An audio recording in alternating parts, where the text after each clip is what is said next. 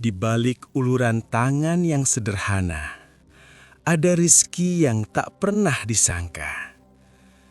Ketika bantuan membawa kedekatan, disitulah takdir mulai dituliskan. Ini adalah kisah tentang tetangga istimewa, istri Pak Haji, yakni Bu Kartika.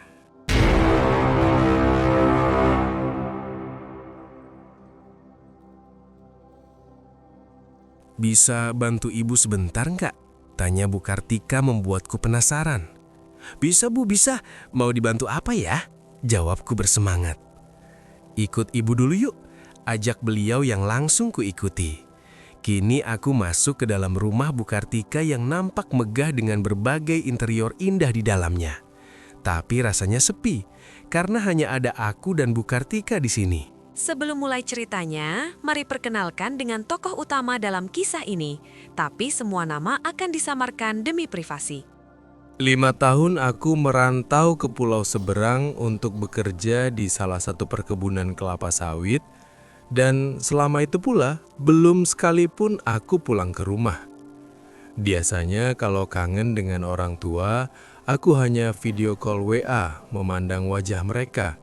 Tapi hari ini aku putuskan untuk pulang karena salah satu anak dari kerabat dekat ada yang menikah. Oh iya, namaku Faisal Nur Hadian, tapi panggil saja namaku Ical, sudah berusia 29 tahun, namun belum menikah meski sudah beberapa kali menjalin asmara. Namun selalu saja ada halangan yang membuatku tak bisa melanjutkan ke jenjang lebih serius. Aku merantau ke pulau seberang karena diajak salah satu temanku semasa di pabrik dulu. Hingga akhirnya aku malah betah kerja di perkebunan kelapa sawit sampai sekarang. Meski pekerjaannya berat, namun aku tetap bersyukur karena masih bisa kerja dan mendapat uang untuk membiayai hidup serta sedikit menabung untuk masa depan. Apalagi di zaman sekarang yang serba susah. Banyak pengangguran, bahkan yang capek-capek kuliah lulusan sarjana saja banyak yang nganggur. Makanya aku bersyukur banget masih bisa mendulang rezeki di perkebunan sawit. Kadang aku kasihan sama rakyat Indonesia. Semoga 19 juta lapangan pekerjaan itu benar-benar terjadi. Amin. Nah, waktu kembali pulang, semua terasa asing buatku, mengingat sudah cukup lama ku tinggalkan kampung halaman, yang kini sudah banyak perubahan dari berbagai segi jadi lebih baik. Bukan cuma kampungku saja yang berubah, tapi warganya juga banyak yang asing buatku. Salah satunya ada istri Pak Haji Mamat, yang ku tahu bukan yang dulu lagi. Menurut info yang ku dapat, istrinya yang dulu sudah meninggal. Dan kini Pak Haji Mamat punya istri lagi yang usianya jauh lebih muda dari beliau. Selisihnya 10 tahun lebih. Orang-orang biasa memanggilnya Bu Kartika, tanpa tambahan. Karena memang Bu Kartika belum haji, beda dengan Pak Haji Mamat yang seorang juragan dengan beberapa usaha yang sukses. Waktu itu tak sengaja aku ketemu Bu Kartika di warung saat beli kopi. Dan karena sedang banyak pembeli serta kondisi warung yang sempit, membuat kami harus saling berhimpitan. Tak sengaja, aku berdiri di beyakang Bu Kartika yang sedang membayar belanjaan, lalu terdorong ke arahnya. Maaf Bu, maaf, gak sengaja, kataku sopan, karena memang tak sengaja. Gak apa-apa kok Dek, namanya juga di tempat umum, apalagi lagi rame begini. Jawab Bu Kartika ramah, sambil senyum. Indah sekali senyuman wanita berkerudung satu ini. Setelah Bu Kartika selesai membayar, Kini gantian dengan aku yang langsung kubayar dan menyusul Bu Kartika yang berjalan pulang duluan. Rasanya aku ingin berkenalan lebih jauh dengan dia. Dan kebetulan kami searah. Rumah beliau hanya berjarak 2 rumah dari rumah orang tuaku. Jadi aku bisa bareng Bu Kartika sambil ngobrol. Meski baru pertama bertemu, tapi rasanya aku sudah nyaman. "Boleh saya bantu, Bu? Kelihatannya berat," tawarku. Lalu Bu Kartika menoleh ke belakang dan tersenyum kembali. Rasanya melihat senyum Bu Wati, hatiku jadi adem. "Gak usah deh Ikal, Ibu bisa kok," jawab Bu Kartika. "Gak apa-apa Bu, kan kita searah." Dan baru Bu Kartika setuju memberikan sekantong belanjaannya untuk kubawa ke rumahnya. "Belanjanya banyak banget Bu?" tanyaku. "Iya deh Ical, nanti malam ada teman Bapak mau datang, jadi persiapan nyambut tamu," jawab Bu Kartika yang terdengar merdu dari wiri-wirinya. Sepanjang perjalanan kami terus ngobrol, sampai tak terasa sudah berada di depan rumah Bu Kartika yang begitu besar dengan 2 lantai dan halaman yang lumayan luas. "Mampir dulu dek, tak buatin kopi," tawar Bu Kartika. "Terima kasih Bu, tapi ini saya sudah beli. Lain kali saja. Saya permisi dulu Bu, mari," kataku yang hanya disambut dengan anggukan serta senyum yang manis. Rasanya ingin aku berlama-lama ngobrol dengan Bu Kartika yang masih kelihatan cantik dan murah senyum. Entah kenapa, aku malah terus terbayang dengan wajah beliau. Memang kuakui kalau aku lebih menyukai wanita yang usianya lebih dewasa dariku. Dan Bu Kartika ini masuk ke dalam tipe wanita yang kuidam-idamkan selama ini. Namun sayang, beliau sudah punya penjaga sendiri. Jadi aku hanya bisa mengagumi Bu Kartika dari jauh, serta membayangkan kalau seandainya aku jadi lelaki beruntung itu. Seiring berjalannya waktu, selama di rumah, aku sering bertemu Bu Kartika di setiap kesempatan. Meski tak kurencanakan, tapi tetap saja setiap bertemu rasanya jantungku berdetak lebih cepat. Apalagi saat acara resepsi kerabat, aku jadi lebih sering berjumpa Bu Kartika. Karena memang aku jadi salah satu penggerak acara dan Bu Kartika juga. Jadi kami sering koordinasi satu sama lain. Selesai acara itu aku tak langsung berangkat, namun memilih istirahat beberapa hari di rumah. Sekalian liburan untuk mengobati rasa kangen sekaligus refreshing pikiran. Tapi entah mengapa aku malah terus kepikiran dengan Bu Kartika. Sikapnya yang ramah dan sopan serta senyum manisnya selalu membuat imajinasiku berkembang. Sampai akhirnya suatu kesempatan aku dapat dengan tidak sengaja waktu aku lewat depan rumah Bu Kartika saat ingin pergi ke warung. Tepat di depan rumahnya, aku dipanggil. "Dek Ical, tunggu sebentar," teriak Bu Kartika dari depan pintu rumah. Kulihat Bu Kartika berjalan ke arahku dengan begitu anggun mengenakan gamis panjangnya. "Dek Ical mau kemana?" tanya beliau saat sudah di depanku. "Manisnya," gumamku lirih. "Kenapa dek?" tanya Bu Kartika yang ternyata mendengar gumamanku. "Oh enggak Bu, gak apa-apa. Ada apa ya?" tanyaku.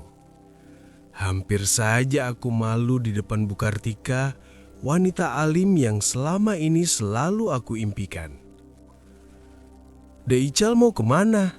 tanya Bu Kartika. "Saya mau ke warung Bu, beli teh, di rumah habis," terangku. "Bisa bantu ibu sebentar nggak?" tanya beliau yang membuat penasaran. "Bisa Bu, bisa. Mau dibantu apa?" jawabku bersemangat. Ikut ibu dulu yuk, ajak beliau yang langsung kuikuti. Kini aku masuk ke dalam rumah Bu Kartika yang nampak megah dengan berbagai interior indah di dalamnya. Tapi rasanya sepi karena hanya ada aku dan Bu Kartika di sini. Ibu minta tolong dek, tolong pasangin gas. Soalnya ibu gak berani, takut meledak, pinta Bu Kartika. Oh boleh bu, di mana? Tanyaku. Bu Kartika pun mengantarku ke dapur yang nampak mewah juga dibanding dengan dapur rumahku. Orang kaya memang semua serba bagus. Dapur saja sebagus ini, beda dengan rumahku yang biasa. Aku takjub sampai lupa tujuan awal datang ke rumah Bu Kartika. Dek Ical kok malah diam? Suara Bu Kartika membuyarkan lamunanku. Iya bu, maaf. Soalnya rumah ibu bagus banget. Saya sampai takjub. Jawabku gelegapan. Kamu ini bisa saja. Ini gasnya, kata Bu Kartika sambil menunjuk tabung gas. Selangnya panjang banget bu. Ibu suka yang panjang ya? Candaku yang entah dapat keberanian dari mana sampai mengatakan hal itu. Iya dek, soalnya biar aman, jawab Bu Kartika. Tapi kalau dilihat beliau tipe yang anggun dan sopan, jadi pasti itu hanya pikiranku saja. Perlu beberapa menit untukku memasang gas karena sering bocor di bagian regulator. Gimana Dek Ical? Bisa gak? Tanya Bu Kartika. Bisa kok bu, ini sudah selesai. Jawabku sambil melihatnya yang sedang duduk santai tak jauh dari tempatku pasang gas tadi. Dek Ical tunggu sebentar ya, saya buatin minum dulu. Tapi saya masak air dulu, ucap Bu Kartika. Nggak perlu repot-repot bu, jawabku. Namun Bu Kartika terus memaksa, jadi kuturuti untuk duduk. Sambil menunggu, aku ngobrol banyak hal dengan Bu Kartika, sampai membahas hal pribadi di antara kami. Dek Ical kok belum nikah? Padahal umurnya sudah pas loh, kata Bu Kartika. Belum ketemu sama jodohnya bu, jawabku. Emang tipe yang Dek Ical cari kayak gimana sih? Kok belum ketemu jodohnya? Kan banyak cewek cuantik di kampung ini, jawab Bu Kartika. Kalau saya sih pengennya kayak Bu Kartika, jawabku berani yang membuat Bu Kartika nampak kaget. Kok kayak ibu? Emang Dek Ical suka sama ibu-ibu? Kata Bu Kartika lirih. Kalau Bu Kartika cuantik, kenapa enggak? Masa saya nolak? Kataku. Dan suasana seketika hening, namun nampak pipi Bu Kartika yang merah menandakan dia malu saat kupuji barusan. Saya jujur loh bu yang barusan, kataku tak menyerah. Dek Ical kan bisa dapat wanita yang lebih muda dan lebih cuantik, sahut Bu Kartika. Tapi kalau sudah suka gimana bu? Jawabku enteng. Boleh saya tunjukkan keseriusan saya pada Bu Kartika, kataku. Tapi Dek Ical saya nggak bisa. Dek Ical tahu sendiri status saya, jawabnya. Nggak apa-apa bu, saya cuma mau menunjukkan sebentar kok, ucapku. Tanpa menunggu lama, kutunjukkan apa yang membuat tekadku kuat hingga Bu Kartika yang awalnya ragu menjadi sedikit tertarik. Namun masih ada keraguan juga. Tapi ibu mau ini jadi latihan dulu ya, jangan berlebihan, apalagi keterusan. Ibu takut, ujar Bu Kartika. Iya bu, boleh, kita latihan aja. Gladi resik nanti kalau saya sudah punya sendiri bu. Makasih ya bu, mau latihan sama saya, sahutku. Dan dari situlah awal mula sambutan kebaikan tercipta. Jajaran serta kabinet negara pun dipreteli tapi tidak tergesa-gesa. Namun lama-lama Bu Kartika malah ikut menikmati suasana yang indah di pagi hari ini. Beliau mulai terbawa alur kerja sesuai teori yang berlaku. Bu Kartika yang awalnya malu dan lebih banyak diam, kini lebih aktif dan kreatif, serta menjadi satset wash-wush setelah mendapat penjelasan dariku yang bisa mewujudkan apa yang selama ini hanya dalam angan-angan. Dilengkapi dengan percobaan variasi, mengakibatkan sesi pertengahan yang niat awalnya sekedar latihan, berubah menjadi beneran. Perhatian demi perhatian berlanjut dengan kemudi jukung otomatis yang kala itu digeber dan digas secara perlahan, kemudian melaju kencang karena kopling manual yang dikerjakan. Kecepatan tinggi pun terjadi, diikuti dengan lanjutan berbagai macam variasi seperti gigi roda motor yang dinaikkan berkala. Variasi 1 ke variasi 2, lanjut ke variasi ketiga dan keempat, menimbulkan banjir bandang yang datang melanda sampai kulupa menghitungnya. Suara nyanyian lagu dangdut pun tak luput menggema mengisi seluruh ruang di malam yang sepi. Meskipun pas akan mau masuk ref, suara lagu dangdut kusarankan agar ditahan dan dikecilkan agar tidak menimbulkan rasa penasaran tetangga. Sampai akhirnya, dengan keuletan kerjasama, tibalah di Bandara Juanda secara bersama-sama ke lokasi paling masyhur dunia, Nirwana Ambarawa. Rasanya aku belum ingin berakhir. Namun, karena waktu yang tak memungkinkan, kami harus kembali melanjutkan kehidupan masing-masing, tapi tetap saling komunikasi. Sebelum aku berangkat ke pulau seberang, kami sempatkan untuk saling meyakinkan dan saling bertukar nomor WhatsApp untuk menjaga jalinan silaturahmi yang begitu erat ini. Tak kusangka, ternyata Bu Kartika punya sisi lain yang begitu besar, yang mungkin baru kali ini dia tunjukkan, dan ini juga pengalaman berharga untukku selama aku di kampung. Aku kembali berangkat dengan kebahagiaan setelah mampu membantu Bu Kartika sekaligus mengungkapkan isi hatiku selama ini padanya yang terlihat sangat santun. Begitulah kisah pengalamanku bersama Bu Kartika, istri Pak Haji Mamat saat aku pulang kampung. Tidak ada maksud untuk merusak moral, tapi di sini aku hanya berbagi pengalaman saja yang tidak untuk ditiru. Meskipun aku berharap Bu Kartika bisa menjadi istriku seutuhnya. Bagaimana menurut pendapat kalian? Misal aku pulang kampung lagi, apakah aku harus menghentikan semua kerahasiaan istimewa ini? Atau lanjutkan saja sebagai bentuk latihan lebih lanjut? Tolong berikan komentarnya ya. Kisah ini mengajarkan kita bahwa ketulusan dalam memberikan bantuan kepada sesama, sekecil apapun itu, seringkali menjadi kunci pembuka pintu rezeki dan kebahagiaan yang tak pernah kita duga sebelumnya. Keajaiban silaturahmi. Dari Ical, kita belajar bahwa niat baik untuk menolong tetangga, seperti memasangkan tabung gas, bisa mendekatkan jarak dan mencairkan suasana yang kaku.